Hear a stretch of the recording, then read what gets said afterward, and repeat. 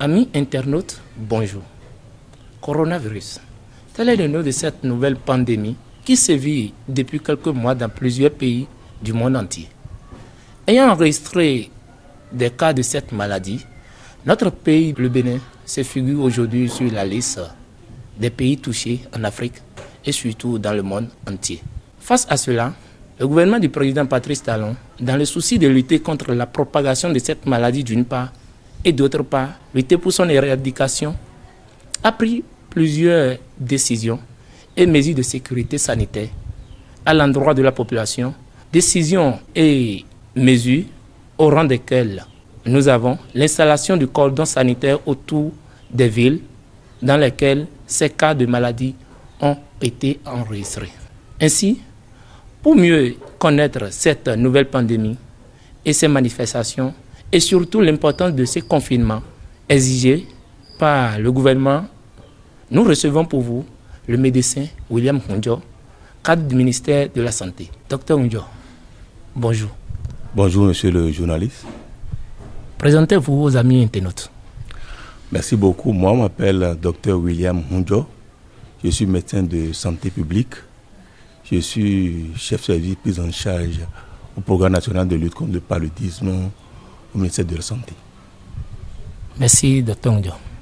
Coronavirus, que comprenons-nous de ça? Il faut dire que depuis un moment, nous sommes en train de vivre un événement malheureux qui concerne le coronavirus.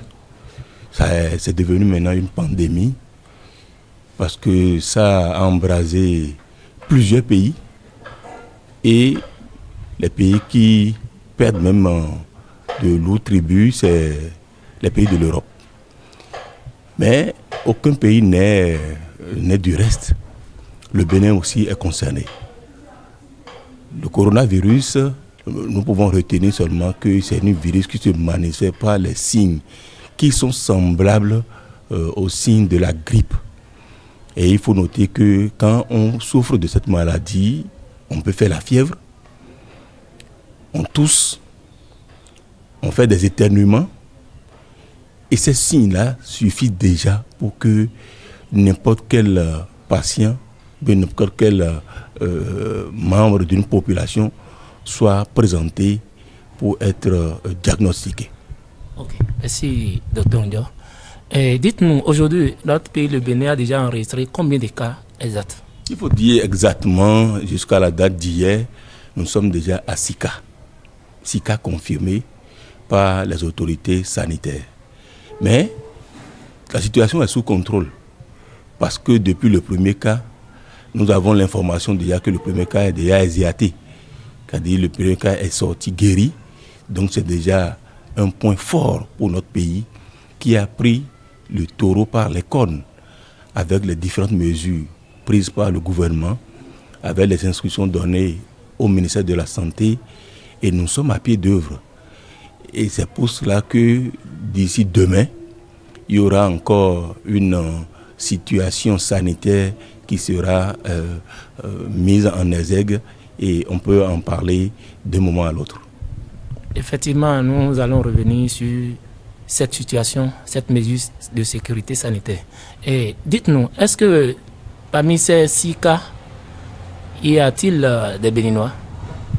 Bon, il faut dire que nous n'avons pas connaissance exacte de tous les cas, mais la plupart des cas sont des étrangers. La plupart des cas sont des étrangers. On ne peut pas dire avec exactitude que les 6 cas sont des Béninois, non. La réponse d'abord c'est non. Mais il peut y avoir de Béninois, je n'ai pas connaissance de cela, mais la plupart de ces 6 cas-là sont des étrangers. Il faut aussi noter que il y a un Béninois que nous avons appris qui a été diagnostiqué sur le territoire togolais et normalement qui devait être pris en charge sur le territoire togolais, mais il a douté de la prise en charge. Il s'est dit, bon, s'il rentrait chez lui, peut-être la prise en charge serait meilleure. Nous avons appris ça dans les informations venant de la RFI.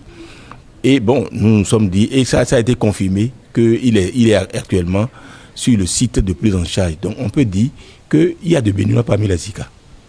Ok. Existe-t-il des points de dépistage un peu partout dans le pays pour qu'on puisse avoir une idée claire du nombre de cas de personnes touchées par cette maladie? Oui, il faut dire que tous les hôpitaux, toutes les formations sanitaires ont été sensibilisés, même les structures qui ne sont même pas de la santé, les mairies, les autres ministères. Il y a eu une formation en cascade qui a été réalisée pour permettre à n'importe qui de pouvoir diagnostiquer et a dit, sans le bilan biologique, ce cas de virus, parce que c'est des cas suspects. Il faut présenter tout cas suspect pour dire, est-ce que ce patient-là a eu à fréquenter un pays à risque ces derniers temps, alors il devient un cas suspect. Et ce qui est conseillé, c'est qu'il ne doit pas bouger. Il reste sur place, on appelle les numéros appropriés, et on viendra normalement le chercher pour aller pour l'amener directement sur le site de prise en charge qui a été confectionné à cet effet. Nous pensons que là où nous sommes, il n'y a que quelques communes qui sont concernées par ces différents cas. Ce n'est pas toutes les communes. Parce que là où nous sommes, c'est de voir ces derniers temps, ceux qui ont fait des voyages, dans quel pays, maintenant ils seront quittés, quel pays ils sont venus, où c'est seulement ceux-là qui sont concernées. Vous allez voir quand nous prenons notre aéroport de Cotonou, ceux qui sont dans les zones de Abomey, Calavi, Porto-Novo et les frontières terrestres aussi, on va faire attention à cela.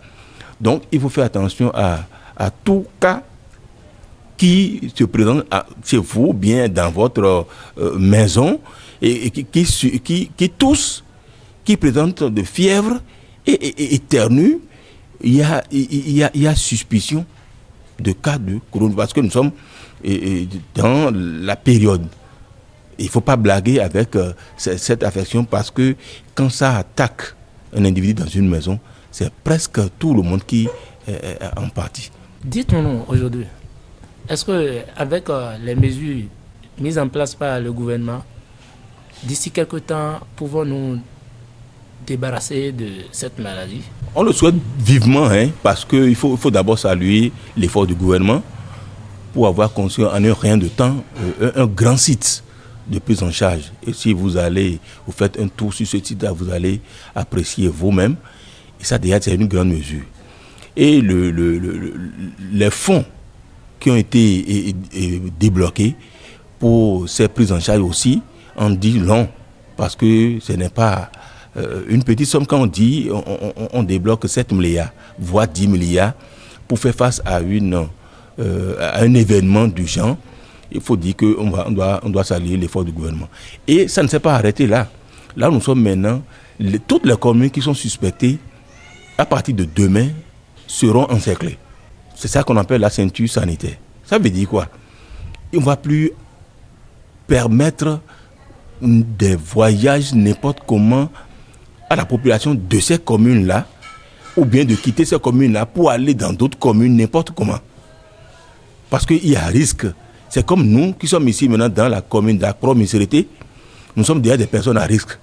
C'est pour cela que dès demain, tout le monde sera en confinement, comme on le dit. En confinement, c'est que tu n'as rien, mais tu restes chez toi, et tout individu qui doit te rendre visite doit se laver la main à eau et au savon. N'importe quel échange que vous devez avoir avec n'importe quel étranger, il faut porter de masques. D'accord? C'est pour cela que nous disons les différentes mesures prises, ça va nous aider. Ça va nous aider beaucoup à endiguer le mal. Vous avez constaté que quand ça a commencé en Chine, tout le monde criait avec le nombre de cas par jour. Mais aujourd'hui, qu'est-ce qu'on peut dire? Ils ont maîtrisé le mal.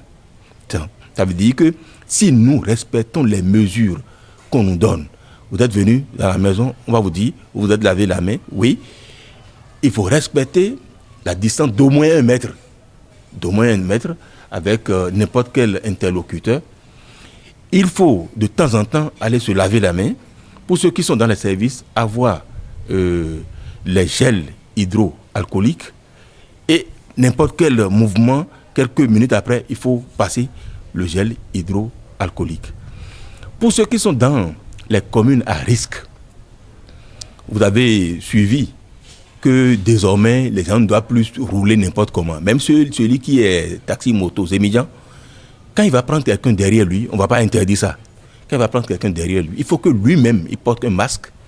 Et celui qui est derrière lui doit porter aussi un masque.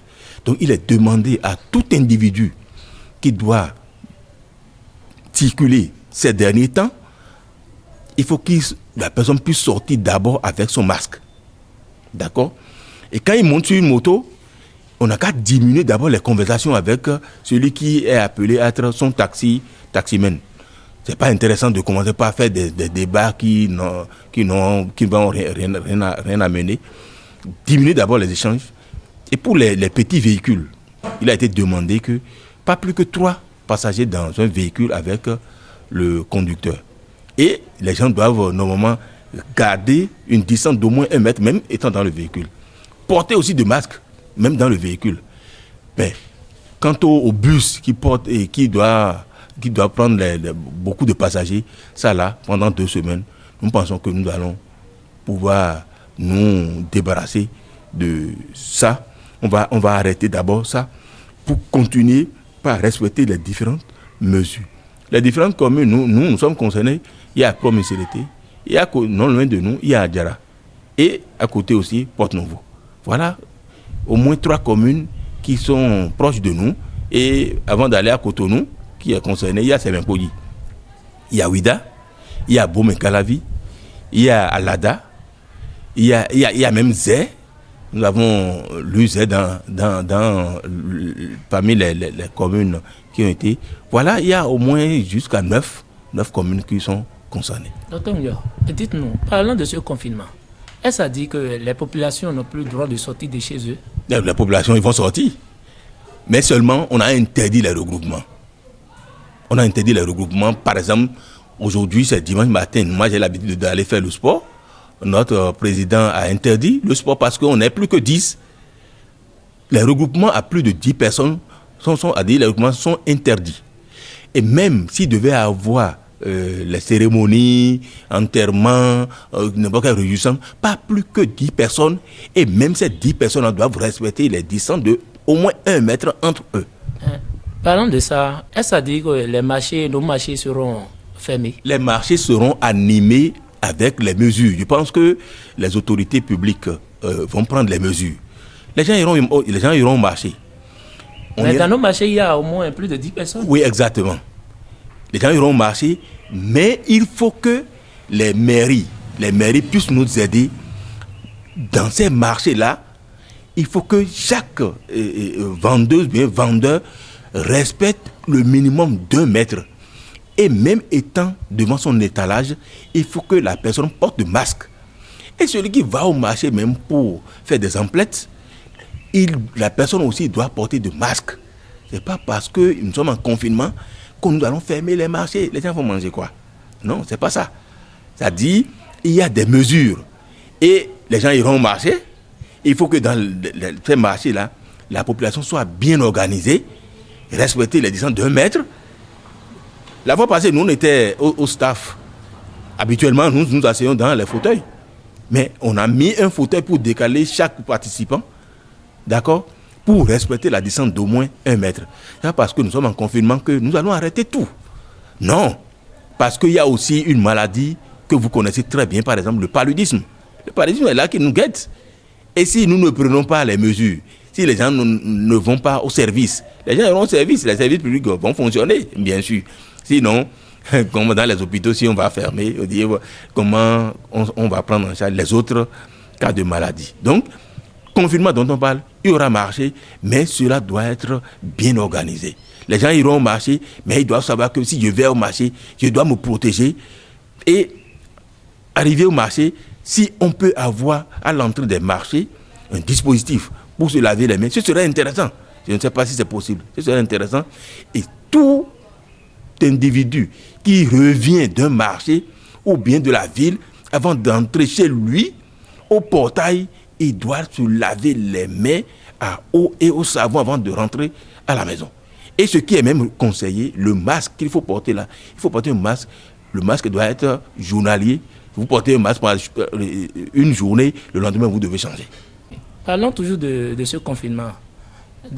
Selon les mesures mises en place par le gouvernement, il est interdit aux personnes, à la population vivant dans ces communes concernées, de se déplacer dans d'autres communes qui ne se retrouvent pas dans le cercle de ce cordon. Vous devez comprendre ça. Donc, et si éventuellement il y a des cadres qui doivent aller travailler dans ces communes qui ne sont pas concernées, comment peuvent-ils procéder? C'est des mesures dérogatoires et ça ne fait pas légion. D'accord? Ça ne coupe pas les rues. Vous avez dit que c'est des cadres qui doivent aller fonctionner. Mais si c'est seulement quelqu'un qui a l'habitude de conduire ses médias ou bien un taximan qui doit prendre les gens, traverser Cotonou pour Porte-Nouveau pour aller dans Sakété par exemple, ça là on peut dire non. Parce que nous sommes des personnes à risque. Il faut comprendre que nous sommes des personnes à risque. Et pour quelqu'un qui a par exemple son atelier à Sakété, oui, son atelier de couture à Sakété par exemple, comment peut-il faire? Bon, celui qui a son atelier de couture à Sakété, il est seul. Il est à Missérété, il a son atelier de couture à Sakété. C'est sûr que on va pas trop empêcher ce déplacement-là.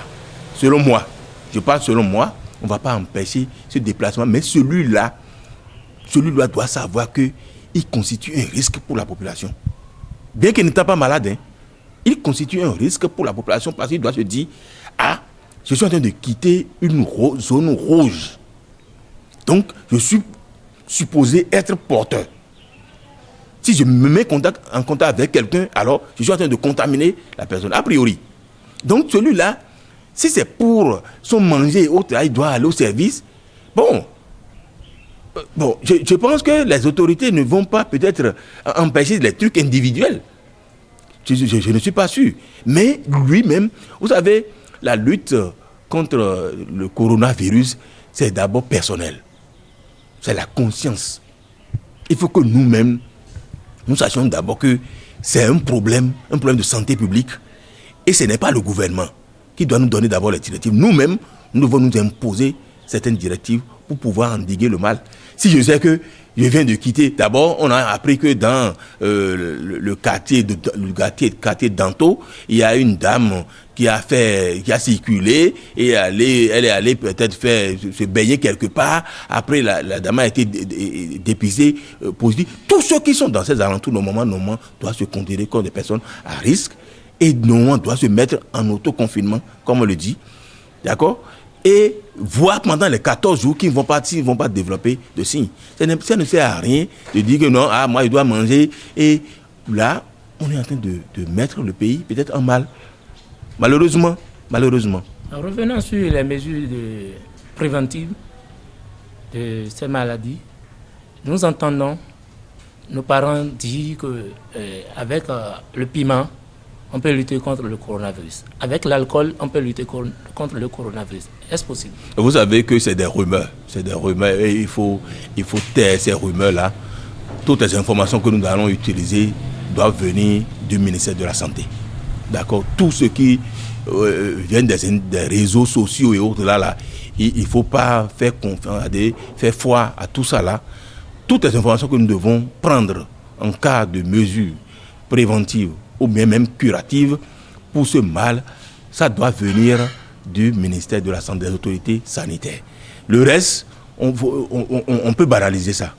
L'alcool, on sait que quand on met le virus en contact de l'alcool, le virus va mourir. Mais ce n'est pas parce qu'en buvant l'alcool que tu vas tuer le virus. Le virus n'est pas dans l'estomac. Non. Quand tu inhales le virus, ou bien soit par la bouche, que tu digères le virus, ça va s'agglutiner au niveau des pharynx et autres là, et ça va passer après dans la trachée et atteindre tes poumons. C'est au niveau des poumons, le problème, c'est pas au niveau de l'estomac. Donc si tu bois l'alcool, ça ira dans l'estomac, c'est pas dans les poumons. Et le piment, quand tu vas prendre le piment aussi ira dans l'estomac. Donc, il faut que les gens cessent de distraire la population et que la population n'a qu'à suivre ce que les gens recommandent comme mesure. Il faut éviter les contacts. La salutation, d'abord, c'est interdit ces derniers temps. Il faut interdire. Qu'est-ce qu'on va saluer? Saluer les gens à distance. On voit que les gens mettent des coudes, laissez même les coudes. Laissez même les coudes. Saluer les gens à distance, ce n'est pas un problème. C'est pour un temps. Après, nous allons reprendre encore nos mesures et de salutation, tout ça là. Donc, ceux qui disent piment, alcool, on raconte n'importe quoi. Non, il ne faut pas qu'on fasse confiance à ces mesures-là. C'est des rumeurs. Effectivement, c'est des rumeurs. Docteur Ngundio, nous voici à la fin de notre entretien. Quel message avez-vous à l'endroit de la population béninoise? Merci beaucoup, monsieur le journaliste. C'est un plaisir pour moi de vous recevoir parce que vous m'avez effectivement fait appel et vous vous êtes déplacé. D'abord, ça veut dire que vous êtes en quête d'information. Je voudrais profiter de votre canal pour dire à la population que nous sommes en train de vivre une situation terrible et que chacun à son niveau n'a qu'à prendre les mesures. Parce que si ça tombe chez nous, ce ne serait pas bien. Heureusement, je dis bien heureusement, que les cas que nous sommes en train de recevoir dans notre pays, le Bénin, sont en train d'être maîtrisés. Et grâce à Dieu, le premier cas est déjà sauvé. Et je voudrais dire à l'entame de notre émission que le cas a été exercé. Les autres cas qui sont sous traitement seront guéris. Nous demandons à la population que dès demain, tout ce qu'on a donné comme instruction, nous allons faire un effort pour respecter ça. Nous savons que ce n'est pas facile. Ce n'est pas facile de dire à quelqu'un qui a l'habitude de prendre par exemple 10 personnes dans son véhicule, de prendre 3. Or, nous savons le coût du carburant. Quitter ici pour aller à Cotonou, combien de carburant il va utiliser? S'il prend 3 personnes, c'est pas parce que c'est 3 personnes que les gens vont augmenter le prix de voyage. Vous voyez que c'est difficile pour tout le monde. Le marché sera régularisé. Donc, il y aura un coût sur les finances. Le revenu des populations, ça va prendre un coût. Nous sommes conscients de tout ça là, mais nous demandons à la population de bien vouloir respecter ça. C'est pour le bien de nous tous. Ce n'est pas pour la population, ce n'est pas pour le président de la République, c'est pour nous particulièrement. Je vous remercie pour votre arrivée et vive la santé, vive le Bénin. Merci à vous, c'est nous qui vous remercions, Dr William Ngundio. Chère population, la lutte contre le coronavirus, c'est une affaire de tous. Faisons l'effort de nous conformer et de mettre en pratique les décisions, les mesures du gouvernement. Ça va pour notre bien. Merci à vous.